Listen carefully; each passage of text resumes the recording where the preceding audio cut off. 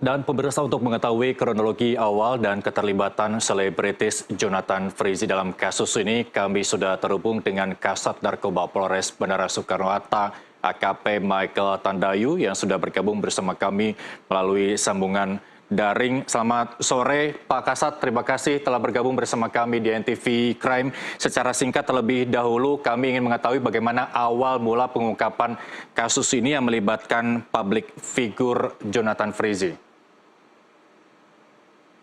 Baik, selamat siang Pak. Ya. Baik, dapat kami jelaskan bahwa awal mulanya kami beserta dari Sat Narkoba Polresta Bandara Soekarno-Hatta bersama-sama dengan Bea Cukai dari Soekarno-Hatta, itu kami berhasil mengungkap peredaran jaringan vape yang berasal dari luar negeri, yaitu dalam case ini merupakan dari Kuala Lumpur, dari Malaysia. Lalu kami melakukan penyelidikan, sehingga pada bulan Maret kemarin kami berhasil mengamankan 3 orang. 2 orang kami amankan di Makassar, yaitu di Sulawesi Selatan, dan 1 orang kami amankan di daerah Jakarta Selatan. Dan hasil dari pemeriksaan dari ketiga tersangka yang sudah kami amankan beserta alat bukti yang kami temukan lainnya, kami lalu merasa membutuhkan pendalaman, sehingga kami memanggil itu sosok public figure berinisial JF. Baik, ada zat yang ditemukan dalam vape atau rokok elektrik adalah Etomidat. Ini mungkin nama baru atau nama awam bagi masyarakat yang belum mengetahui. Apa yang bisa dijelaskan terkait ini? Masuk ke dalam jenis narkoba jenis apa? Baik, mungkin seperti yang beredar saya pantau juga beredar di masyarakat, ada sedikit perguncingan apakah ini kasus narkoba atau bukan.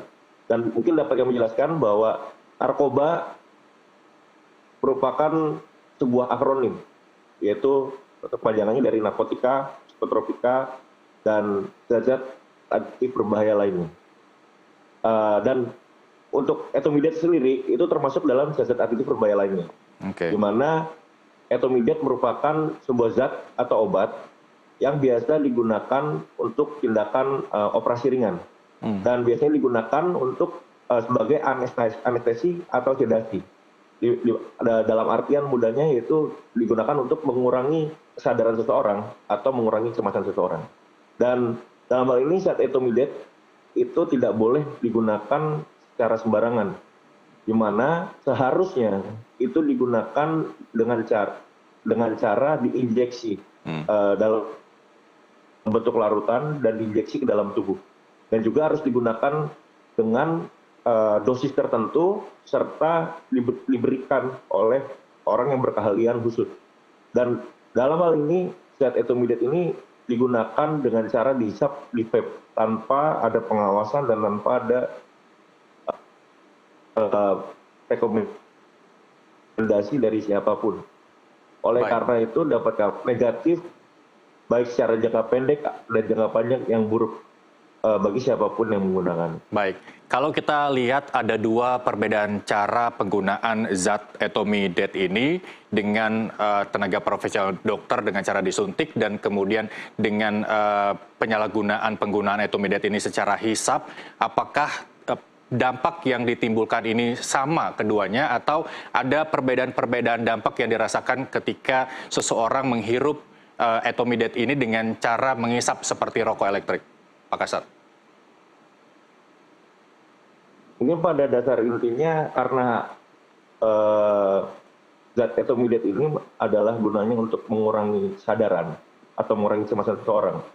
Efek jangka pendeknya yaitu mungkin apabila seseorang zat tersebut masuk ke dalam tubuh orang tersebut, mungkin itu sama dalam hal itu akan mengurangi kesadaran atau mengurangi kecemasan seseorang.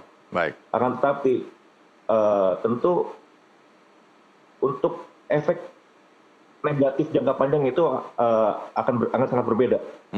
Dan jika itu digunakan tidak semestinya, itu akan merusak tubuh kita. Baik, saya case close soal penggunaan ini yang sudah memang jelas-jelas terlarang begitu ya. Terus kemudian kita beralih ke pihak-pihak yang terlibat termasuk public figure Jonathan Frizzy. Di sebelumnya kami mendengar bahwa status dari public figure ini masih saksi. Apakah belum cukup alat bukti dan lain sebagainya untuk pihak kepolisian menaikkan status public figure ini dari saksi menjadi tersangka, Pak Kasat? Pada saat ini kami sudah melaksanakan serangkaian tindakan penyelidikan terhadap alat bukti yang sudah ada. Akan tetapi kami merasa membutuhkan keterangan lebih lanjut dari saudara inisial JF. Dan sampai saat ini kami masih berkomunikasi dengan baik dengan pihak PH dari saudara JF. Dan untuk update terakhir bahwa pada hari Selasa kemarin, saudara JF baru melaksanakan operasi dan kami menunggu untuk proses recovery dari saudara JF. Dan apabila sudah selesai untuk recovery, kami akan berkoordinasi lagi dengan PH. Baik, terima kasih atas informasinya. Kita tunggu terus proses pengembangan yang dilakukan oleh pihak kepolisian, termasuk bagaimana pihak kepolisian dapat membongkar bandar-bandar yang beredarkan rokok elektrik berzat berbahaya atau midet ini. Terima kasih Kasat Narkoba Polres Bandara Soekarno-Hatta AKP Michael Tandayu telah bergabung bersama kami di NTV Prime. Selamat kembali bertugas, sampai jumpa.